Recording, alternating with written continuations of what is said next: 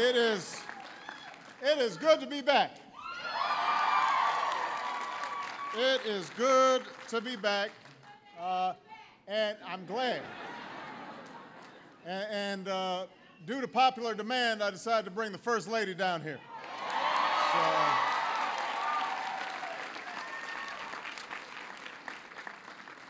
We have just an extraordinary number of dedicated public servants who are here.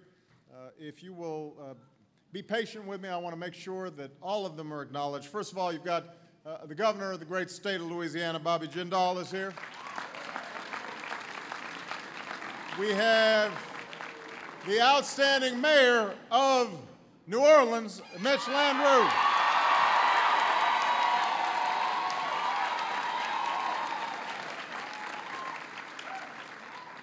We have the better looking and younger senator from Louisiana, Mary Landrieu.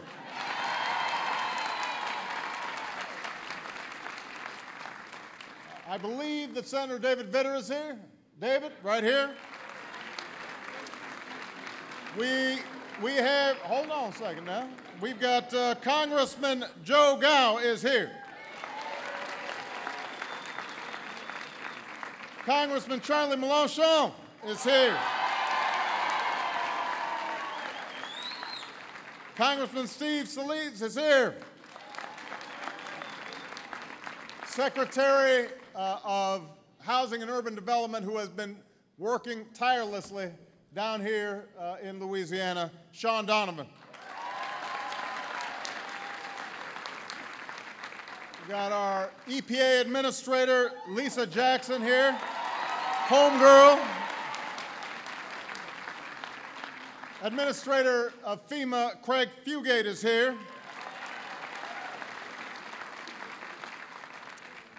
The person who's heading up our community service efforts all across the country, Patrick Corvington, is here.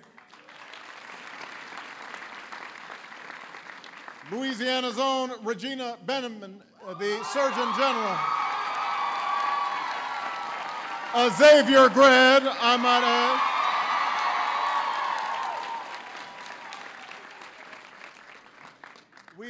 We are very proud to have all of these terrific public servants here. It is wonderful to be back in New Orleans. And it is a great honor. It is a great honor. You can see me now?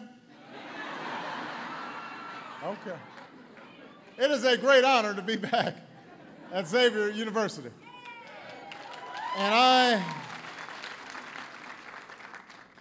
it's just inspiring to spend time with people who've demonstrated what it means to persevere in the face of tragedy, to rebuild in the face of ruin. I'm grateful to Jade for her introduction and congratulate you on being crowned Miss Xavier.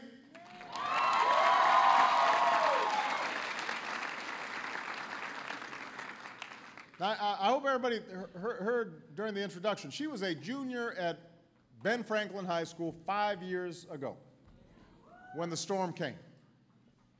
And after Katrina, Ben Franklin High was terribly damaged by wind and water. Millions of dollars were needed to rebuild the school. Many feared it would take years to reopen, if it could be reopened at all. But something remarkable happened. Parents, teachers, students, volunteers, they all got to work making repairs. And donations came in from across New Orleans and around the world. And soon those silent and darkened corridors were bright, and they were filled with the sounds of young men and women, including Jade, who were going back to class. And then Jade committed to Xavier, a university that likewise refused to succumb to despair. So Jade, like so many students here at this university, embody hope. That sense of hope in difficult times. That's what I came to talk about today. It's been 5 years since Katrina ravaged the Gulf Coast. There's no need to dwell on what you experienced and what the world witnessed. We all remember it keenly. Water pouring through broken levees, mothers holding their children above the waterline, people stranded on rooftops begging for help, and bodies lying in the streets of a great American city. It was a natural disaster, but also a man-made catastrophe. A shameful breakdown in government that left countless men and women and children abandoned and alone. And shortly after the storm, I came down to Houston to spend time with some of the folks who had taken shelter there. And I'll never forget what one woman told me. She said, "We had nothing before the hurricane, and now we've got less than nothing." In the years that followed, New Orleans could have remained a symbol of destruction and decay, of a storm that came and the inadequate response that followed. It was not hard to imagine a day when we'd tell our children that a once vibrant and wonderful city had been laid low by indifference and neglect. But that's not what happened. It's not what happened at Ben Franklin. It's not what happened here at Xavier. It's not what happened across New Orleans and across the Gulf Coast. Instead, this city has become a symbol of resilience and of community and of the fundamental responsibility that we have to one another. And we see that here at Xavier. Less than a month after the storm struck, amidst debris and flood-damaged buildings, President Francis promised that this university would reopen in a matter of months. Some said he was crazy. Some said it couldn't happen.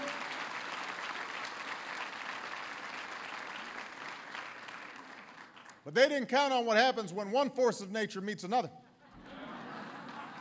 And by January, 4 months later, class was in session. Less than a year after the storm, I had the privilege of delivering a commencement address to the largest graduating class in Xavier's history. That is a symbol of what New Orleans is all about. We see New Orleans in the efforts of Jocelyn Hines, who's here today. Katrina left her house 14 feet underwater. But after volunteers helped her rebuild, she joined AmeriCorps to serve the community herself, part of a wave of AmeriCorps members who've been critical to the rebirth of this city and the rebuilding of this region.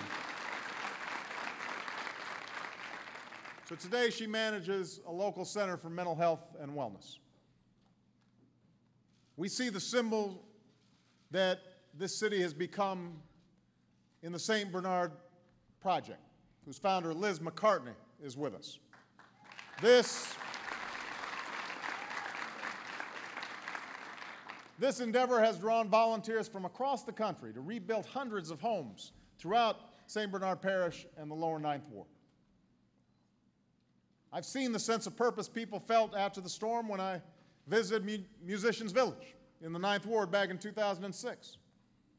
Volunteers were not only constructing houses, they were coming together to preserve the culture of music and art that's part of the soul of this city and the soul of this country.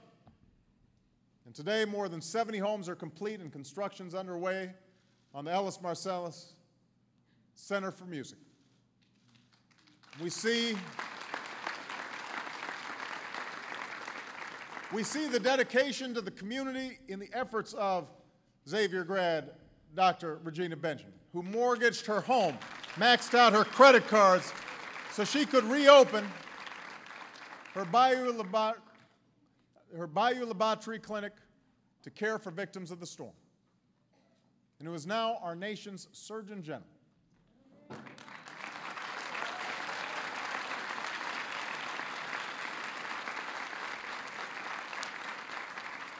We see resilience and hope exemplified by students at Carver High School, who have helped to raise more than $1 million to build a new community track and football field, their field of dreams for the 9th Ward.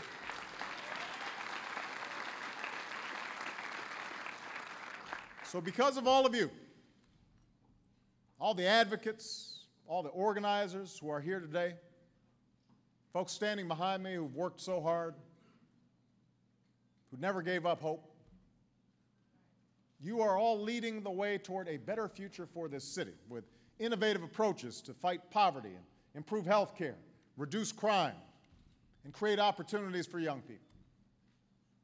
Because of you, New Orleans is coming back.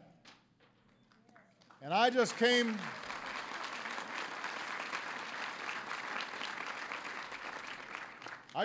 from Parkway Bakery and Tavern. And 5 years ago, the storm nearly destroyed that neighborhood institution. I saw the pictures. Now they're open, business is booming, and that's some good eats. I had the shrimp po' boy and some of the gumbo, but I skipped the bread pudding because I thought I might fall asleep while I was speaking. But I've got it saved for later. 5 years ago, many questioned whether people could ever return to this city. Today, New Orleans is one of the fastest growing cities in America, with a big new surge in small businesses. 5 years ago, the Saints had to play every game on the road because of the damage to the Superdome. 2 weeks ago, we welcomed the Saints to the White House as Super Bowl champions.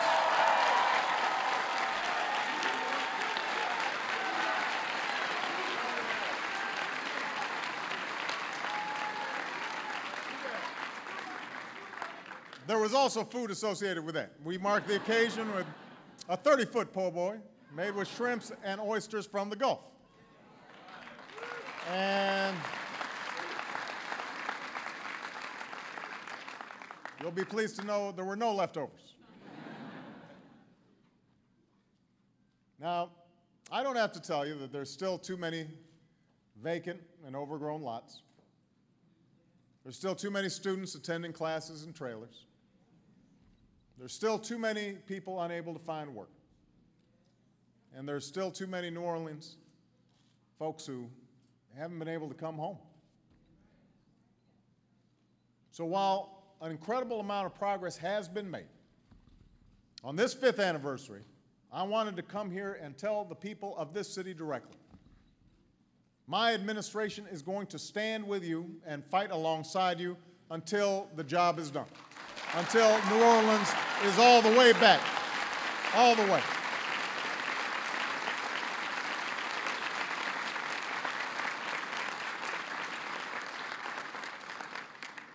When I took office, I directed my cabinet to redouble our efforts, to put an end to the turf wars between agencies, to cut the red tape and cut the bureaucracy.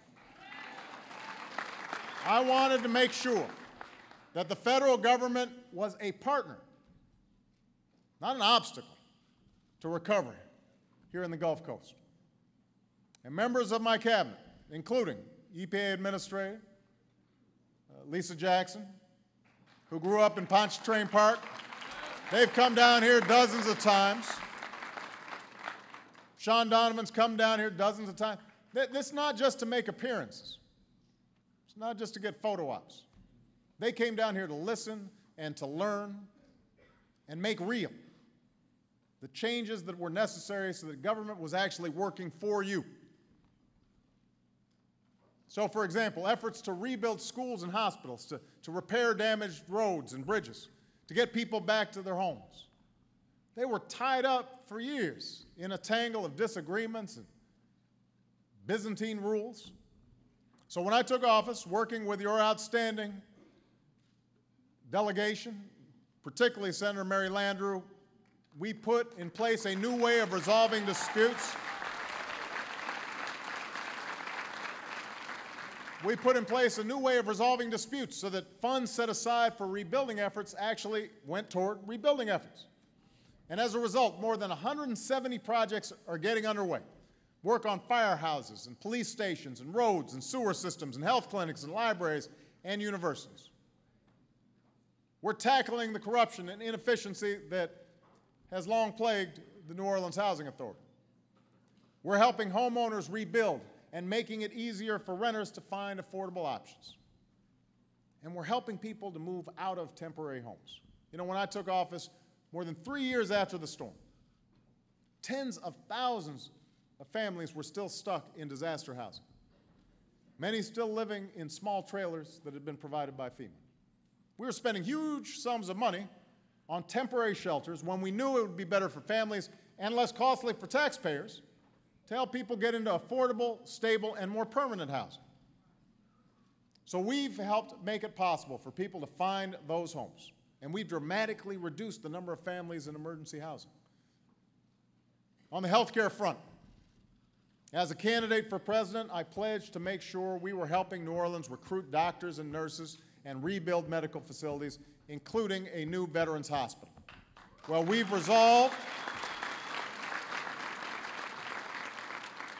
have resolved a long-standing dispute, one that had tied up hundreds of millions of dollars, to fund the replacement for Charity Hospital. And in June, Veteran Secretary Rick Shinseki came to New Orleans for the groundbreaking of that new VA hospital. In education, we've made strides as well. As you know, schools in New Orleans were falling behind long before Katrina. But in the years since the storm, a lot of public schools opened themselves up to innovation and to reform. And as a result, we're actually seeing rising achievement. And New Orleans is becoming a model of innovation for the nation. This is yet another sign that you're not just rebuilding, you're rebuilding stronger than before. Just this Friday, my administration announced a final agreement on $1.8 billion for Orleans Parish schools.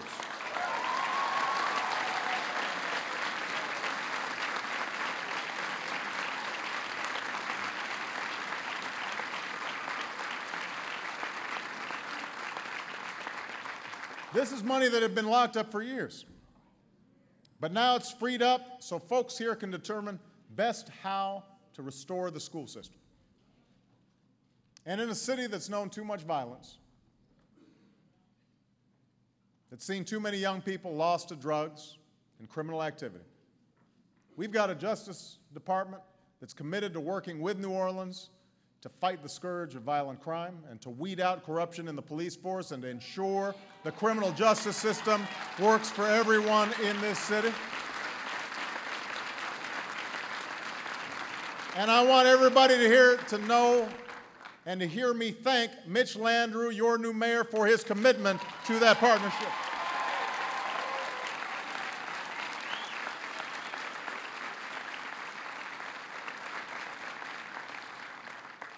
Now, even as we continue our recovery efforts, we're also focusing on preparing for future threats so that there's never another disaster like Katrina.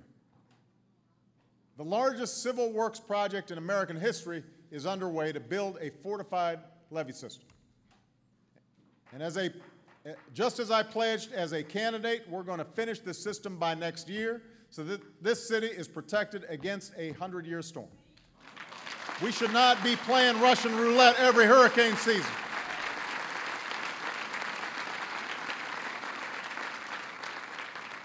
And we're also working to restore protective wetlands and natural barriers that were not only damaged by Katrina, but were not just damaged by Katrina, but had been rapidly disappearing for decades. In Washington, we are restoring competence and accountability. I am proud that my FEMA director, Craig Fugate, has 25 years of experience in disaster management in Florida.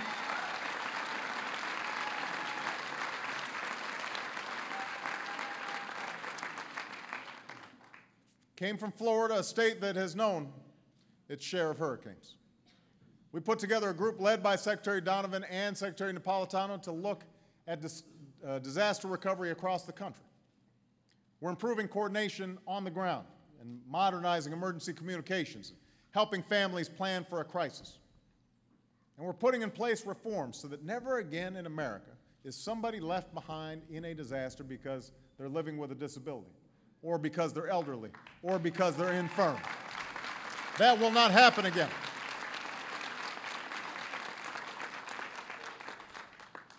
Finally, even as you've been buffeted by Katrina and Rita, even as you've been impacted by the broader recession that has devastated communities across the country, in recent months, the Gulf Coast has seen new hardship as a result of the BP Deepwater Horizon oil spill. And just as we've sought to ensure that we're doing what it takes to recover from Katrina, my administration has worked hard to match our efforts on the spill to what you need on the ground. And we've been in close consultation with your governor, your mayors, your parish presidents, your local government officials. And from the start, I promised you two things. One is that we would see to it that the leak was stopped, and it has been. The second promise I made was that we would stick with our efforts and stay on BP until the damage to the Gulf and to the lives of the people in this region was reversed. And this, too, is a promise that we will keep. We are not going to forget. We're going to stay on it until this area is fully recovered.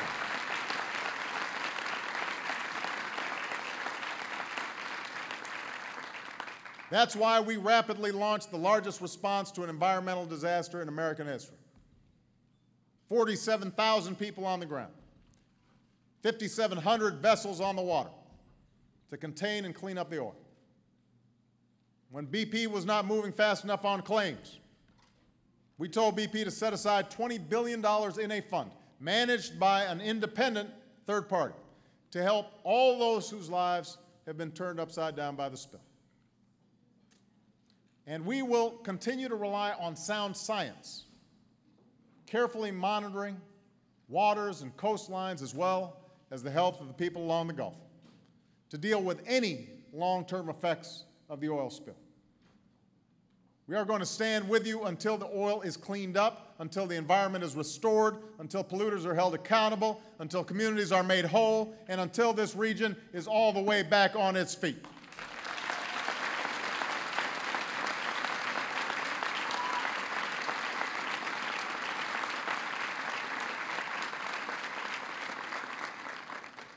That's how we're helping this city and this state and this region to recover from the worst natural disaster in our nation's history. We're cutting through the red tape that has impeded rebuilding efforts for years. We're making government work better and smarter in coordination with one of the most expansive nonprofit efforts in American history. We're helping state and local leaders to address serious problems that had been neglected for decades. Problems that existed before the storm came and have continued after the waters receded, from the levee system to the justice system, from the healthcare system to the education system. And together, we are helping to make New Orleans a place that stands for what we can do in America, not just for what we can't do. Ultimately, that must be the legacy of Katrina. Not one of neglect, but of action. Not one of indifference, but of empathy. Not of abandonment, but of a community working together to meet shared challenges.